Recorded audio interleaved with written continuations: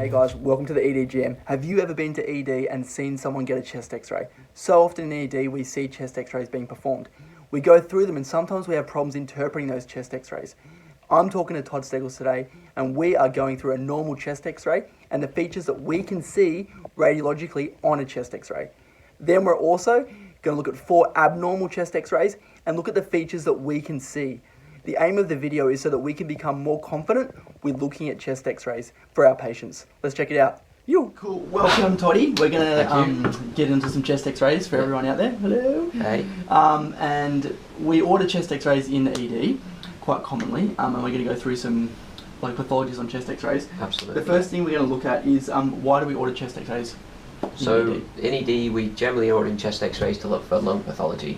We'll see a lot of routine chest x-rays ordered, but on the whole we want to be ordering chest x-rays in those people we expect to see some sort of pathology. So the type of people we're going to see is people with dyspnea of any cause, people who we think might have consolidation, pleural effusion, pulmonary edema, pneumothorax, or people who've had chest wall traumas. Cool, awesome. It's a lot.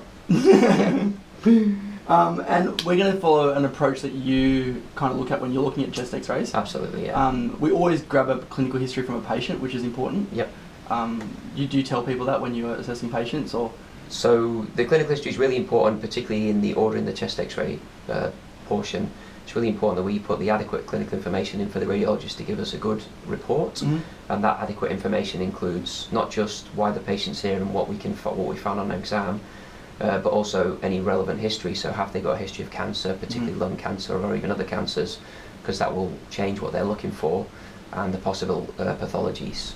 Cool. We need to tell them what specific findings are, so which zone of the lung can we hear abnormal findings, and what do we expect to see. So the question might be query pulmonary edema, it might be query consolidation, and that really guides the radiology report. Cool, thank you.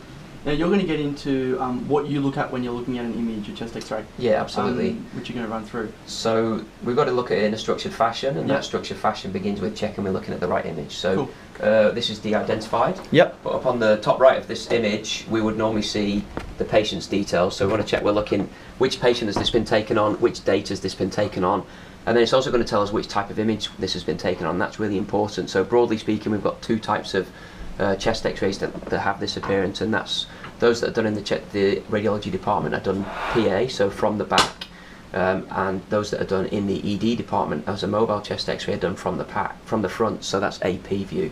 And that's just important because of the diameters of the structures that we see will be slightly different according to each one, and we'll come to that a little later. And that's normally identified on an x-ray, PA or AP? Yeah, that's normally identified, yeah. And each of them has this appearance, so you're going to see the 2 lungs, left and right, and the heart. Cool. Now, once we've checked it's the right patient and the right date, next we're going to look at the image itself, and we're going to think about the adequacy of this image. So firstly, the adequacy has to include all of the lungs, so you have to see from the apices all the way down to the costophrenic angles. The next adequacy is it well penetrated? So penetrated means have the x-ray beams gone through enough, and the way we look at that is look at this central mediastinum where the heart is, and check can we still see the outline of the vertebral bodies. If we can't see the outline of the vertebral bodies, which isn't uncommon, it's a slightly underpenetrated film, and typical reasons why we might see this are x-rays which are done as a mobile x-ray in emergency are a bit harder for the radiographers to get adequate penetration, and people who have larger body habitus, again, it's a bit harder for them to get adequate penetration. It just changes your interpretation of the lung fields. Okay. Next, following penetration, we're going to look how is the patient well centered for the x-ray, and the way we look at that is come up to the sternoclavicular joints here, and we're going to look, do they look symmetrical? Is the gap between each clavicle and the sternum on each side, is it symmetrical? On this one, it's maybe ever so slightly wider on the left than it is on the right. The reason that's important is because if the patient's rotated, the structures on the side that's closer to the x-ray beam are going to be magnified and more prominent, and therefore appear different than they would do. So if that's more on the left side, would the heart look bigger, or would the heart look more of like a smaller Yes, shape? if the left side was closer to the x-ray beam, if it's rotated left forwards, you'll have a larger gap here and shortening here. Cool. That will and then what you'll see in the structures is the actual hilum will look a lot more prominent, and that could be misinterpreted as pathology. The heart itself shouldn't change specifically. Cool. Thanks, Toddy. Once you've looked at that, then the next step is just to check, has the patient actually taken an adequate inspiration? That's not always possible in our ED patients. They're often sick. They can't hold their breath for long periods of time. They may not. They may have cognitive impairment, and they may not be able to follow that. But ideally, this is actually a PA departmental film. So we're going to look down. We're going to count the posterior ribs, and by posterior I mean where they come off the vertebrae. And you should be able to count down at least 10 ribs to show that their patient's got an adequate inspiration. As I say, in ED, we're not always getting the perfect films for lots of reasons, but it's good to at least acknowledge and understand what kind of film we're looking at. Isn't it? Yeah, cool. So you normally follow a mnemonic when you're looking at chest X-rays, and it's a really helpful mnemonic so that people can follow it. What do you do normally, Toddy, when you're looking at a chest X-ray? So once we've got all the other things out of the way, then the best mnemonic I've used in the past is the ABCD mnemonic. We love ABCD and everything else. Everything in ED is ABCD. So the A for in this is stands for airways, and the airways start here in the trachea, come down to the carina, which is the division of the carina into the left and right main bronchi. So the left main bronchus is coming down here, and the right main bronchus is coming down here, and then it continues out to the rest of the lungs. And we're going to look at the lung markings all the way through down to here. And once you've done the airways, next we're going to look at bones. It's very easy to forget to look at the bones on a chest X-ray because, largely speaking, we're ordering chest X-rays for non-traumatic reasons, but there may be some relevant information on there. So look at all the bones that are present: vertebrae, clavicles, ribs, and then the shoulder joints and scapulae. Next, you're going to look at the C for cardiac. So you're going to look at the cardiac contour. So this includes not just the heart itself, but also the aortic knuckle. And then we're going to look at the outline of the heart and look if it looks globally normal. And then there are some ratios we can work out. So if we think the heart may be enlarged, we may actually measure those ratios. So the ratios are the transverse diameter of the heart versus the diameter at the same level in this mid-mediastinum of the of the chest itself. Now in a PA film, that ratio should be no more than 50%, meaning the heart should be less than 50% of the total width of the chest. Whereas if it was an AP film, i.e. done in emergency as a mobile film, that number can go up to 60%. Anything above those cut-offs is considered cardiomegaly. And there's a long list, of course, of an enlarged heart. Following C, we come into D, and D in this context is diaphragm. So we're going to look at the diaphragm, both left and right, and we want to see, that includes looking into the costophrenic angles. Following the diaphragm, remembering to look all the way behind the heart and to see, does it come into the cardiophrenic angle here? And then on the left, we're going to do the same. We're going to follow it in. On this film, you can actually see the diaphragm is actually a little bit unfolded. But you can still see a clear diaphragm all the way into the cardiophrenic angle. Now, the right side is often elevated compared to the left side because the liver sits on this side and just pushes this side up. If it's high, is that called like a hemidiaphragm? If it's pushed up? If it was pushed up more than you thought was normal, then you would say there's an elevated hemidiaphragm on the side of interest. Other things you might look for let's look at this. This left looks more normal, so this is a nice smooth contour. You can see peaking, and then you say that can be referred to as tenting of the diaphragm. You can see blunting of the costophrenic angles, and that's always worth commenting on, and that can be caused by things like atelectasis, consolidation, or a pleural effusion. Or you might see obscuring of the diaphragm behind the heart, and so you'd say there's blunting of the diaphragm or effacement of the diaphragm in those areas. All right, Todd, we're going to run through 4 different pathologies. The first one we're going to run through is consolidation.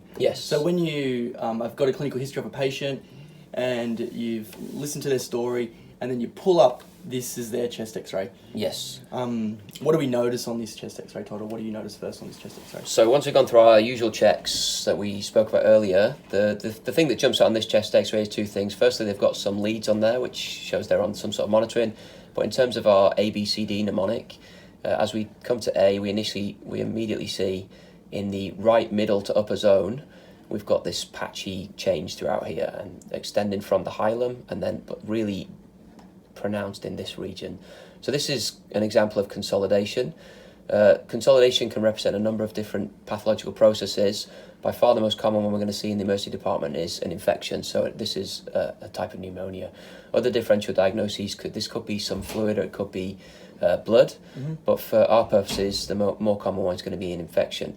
The best way to think about looking at the lung fields is to divide them up into zones. So the upper, middle, and lower zones. Now within each of one of those, you've got the lobes of the lungs, but they overlap each other, and there are specific patterns that tell us about which lobe is involved. But for the purposes of interpretation, it's best to think about it in zones. So the way I describe this one is there's patchy consolidation within the right middle zone. There's also some streaky changes in the right lower zone as well. So this is a very good example of consolidation. Cool. Thanks, Toddy. Cool. So, Todd, we're going to talk about another pathology. If you've worked in ED, you would have probably heard of pulmonary edema, and that's something we're going to look at. These patients typically present differently on a range of spectrums. I know from a nursing perspective, sometimes we see these guys come in at the good old 7 a.m. special, absolutely. who can't breathe. What are some of the typical clinical features you notice before you look at a chest X-ray with someone with APO, acute, or with just pulmonary edema? Yeah, so as you say, the clinical spectrum's really broad, and we'll get the people coming in with just reduced exercise tolerance and breathlessness on lying flat, and they may report ankle swelling, or you may find pit and edema in the ankles. And it ranges all the way through to people who actually wake up in extreme respiratory distress in the middle of the night, and they come in crashing pulmonary edema. Now, the other clinical features you might find would be things like an increased respiratory rate. Mm-hmm. They're going to have a potentially low oxygen saturations, and then when you listen to the chest, you're going to hear crepitations. So in the mild variants, you're going to hear crepitations particularly in the lower zones first, whereas in those more severe spectrum, you might hear crepitations throughout the entire lung fields. Yeah. And they always seem to be, on the bigger spectrum, hypertensive. Yeah, absolutely. So when the patients come in with a crashing acute pulmonary edema, classically it always happens in the middle of the night. They wake up with this syndrome. The patient wakes up in extreme respiratory distress, and that precipitates a massive adrenergic response, and as a result they end up tachycardic and very hypertensive. As a result of that, the hypertension increases the afterload on the heart, so sometimes the management of that particular condition includes GTN either in a patch form or even in the more extreme, an infusion. Cool.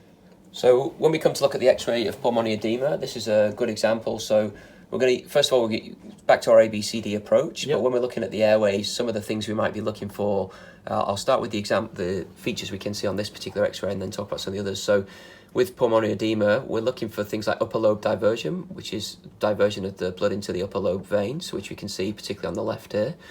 The really obvious thing we can see here is interstitial alveolar edema. So this is this patchy consolidation, and they describe it as a bat wing distribution. So you've got this really pronounced patchy consolidation through here. And if you were to look closely in this section, you might even see some outlines of some little airways, which are called air bronchograms.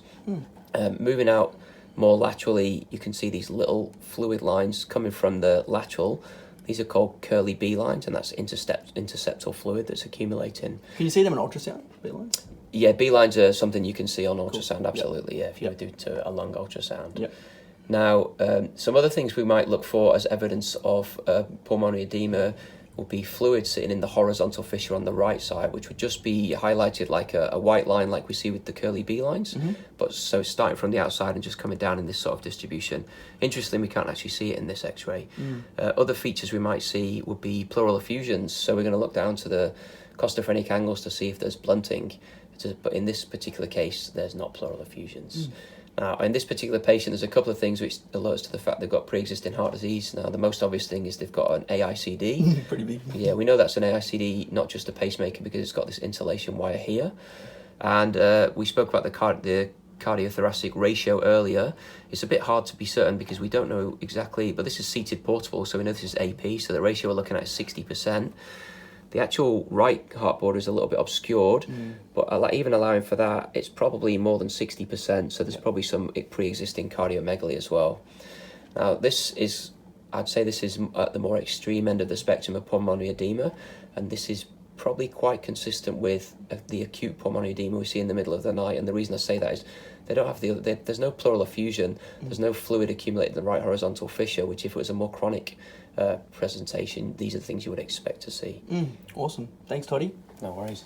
All right, Toddy, mate, we're going to run through another pathology that we can see on a chest X-ray, which is a pleural effusion. Yeah, absolutely. Run us through what you notice, Toddy. So a pleural effusion is an accumulation of fluid in the space between the two pleura. So there's a pleura on the lungs themselves and a pleura on the inside of the chest wall, and that they should have a tiny amount of fluid in there, but they slide over each other as the lungs inflate and deflate. Now, in some pathologies, you'll get a large accumulation of fluid in that space, which ultimately can lead to the patient feeling breathless. And when we examine the patient, what we expect to find on the side of the pleural effusion is fluid sinks to the bottom, as you imagine, and what we're going to find in the area where there's fluid when we listen is reduced air entry, and if we percuss on that area, we're going to hear a dullness, which is often called stony dullness. So compared to the other portion of the lung or the other side, which is resonant, you're going to get a real dullness to percussion. Now, on the x-ray, the first thing we see is the pleural effusion on this particular patient is on the right-hand side. So going through our ABCD mnemonic, the trachea's there, but as you come down to the lungs, it cuts off very early. And as you get to D for diaphragm, the diaphragm is completely obscured. So this portion where it's obscured is very homogeneous. And what I mean by that is if you think back to the consolidation, where it's very patchy, this is just a pure white, so it's all the same thickness, and that's very consistent with fluid because the fluid sits there as a homogeneous substance. Other things that help us should be clear that it's fluid rather than another process is you get what you call a meniscus. So as it gets to the lateral edge of the chest, it actually comes up like this. So contrast it to the side where you can see all the way down to this nice crisp costophrenic angle. On this side, you've got this homogeneous whiteness with a meniscus out laterally. And that's very consistent with a unilateral pleural effusion. Now, the kind of things that we can, kind of pathologies that can cause pleural effusion, commonly we see pleural effusion, small bilateral pleural effusions in heart failure.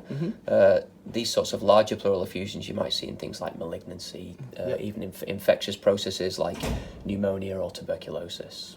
How do you, because it's fluid, how do you determine whether or not you think that's pleural fluid, or could you examine that could be blood?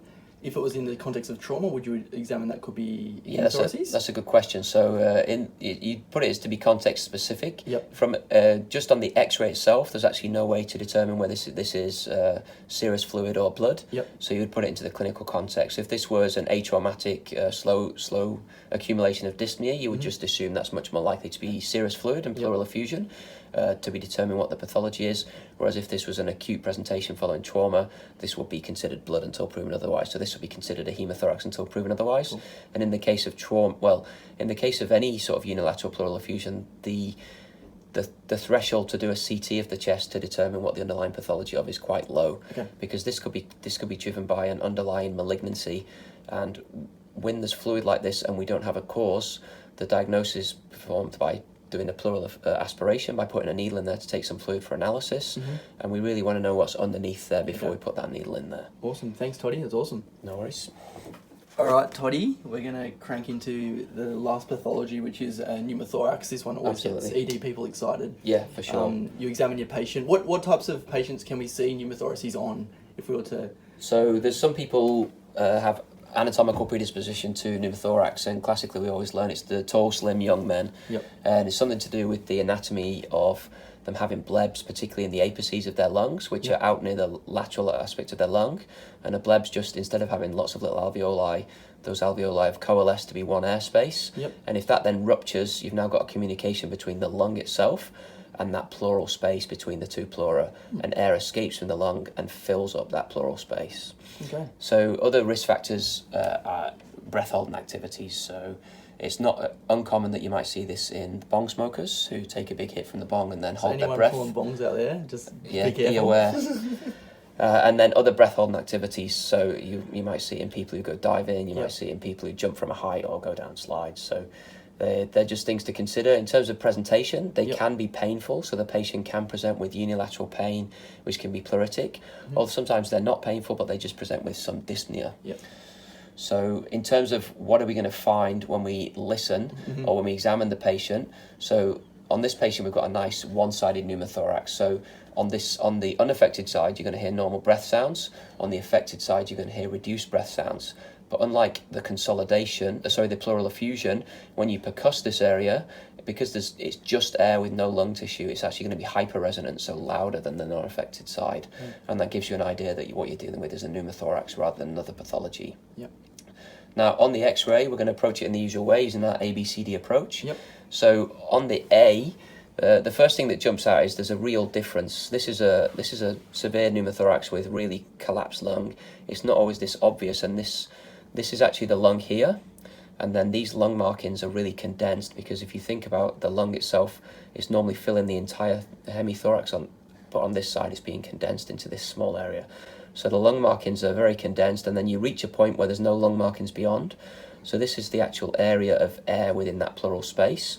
So beyond that area, there's no lung markings, and then you can actually find the lung edge. Wow. In a less dramatic variant, the lung edge could be all the way out here, so you want to be looking really out to the apex and down here.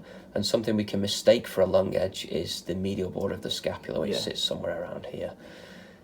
Now, other features of a pneumothorax that we can see are this air that escapes into this pleural space can also escape into the soft tissues. So we might see air in the soft tissues, so subcutaneous emphysema. In this particular patient, we don't see that. And another feature of pneumothorax we can see is the costophrenic angle can be pushed very far down, and that's called the deep sulcus sign. Now, another feature of pneumothorax that we always need to look for, and this particular chest x-ray does demonstrate, are there signs of tension. So tension pneumothorax arises when the air escaping from the lung is not going anywhere. So with each subsequent breath that you draw in, more air is being pushed into this area, and that means this area is getting larger and larger, and it actually pushes the lung to be smaller and smaller and pushes the entire mediastinum across into the other side of the chest. So what we're seeing here is the trachea itself is pushed away from the side of the pathology, so it's deviated away. Likewise, the mediastinum and the heart are both pushed onto the other side. So these are signs of something called tension pneumothorax. So a tension pneumothorax, the radiographic features are these that we've just described. Everything's pushed away from the side of the pathology. The clinical syndrome is that increase in pressure puts pressure on the superior and inferior vena cava and reduces venous return to the right side of the heart, and that causes a type of shock called obstructive shock. So if this person were to be shocked, if they had a low blood pressure, high heart rate, the first thing as a matter of medical emergency will be to decompress this chest by putting a needle or a chest drain in. Awesome. Now, some young people can actually have this chest x-ray appearance but tolerate it very well, because they can tolerate it really well on just one lung, and they've not yet reached the point where it's compromising blood return to the heart. So in a young healthy person, they may be walking around with this type of x-ray, even though the x-ray itself looks very dramatic. Okay. And in smaller pneumothoraces that aren't this dramatic, there can either be a conservative approach if they're small, like small, to then putting a drain in. Is that dependent on? Yeah, absolutely. So in the last few years, we've really shifted away from putting chest drains in all of these patients to considering whether chest drain's the best approach. And there's good evidence that in people with small to moderate first-time spontaneous pneumothorax, if it's below a certain level, and there's a formula to work out how large the pneumothorax is, and the patient's tolerating it well, you can actually monitor them, do a serial x-ray in 4 to 6 hours to check it's not rapidly evolving, and then arrange follow-up with a respiratory physician over the coming days and weeks to check that the patient's well. Some downsides to that approach are there is a slower reaccumulation of the lungs volume, and that may impact on the next time the patient can fly or do other activities, particularly diving. So some patients may elect to have the chest drain because it's a faster resolution, but there are the risks of the chest drain, not to mention the pain of the chest drain as well. Yeah, awesome. Thanks, Toddy. No worries.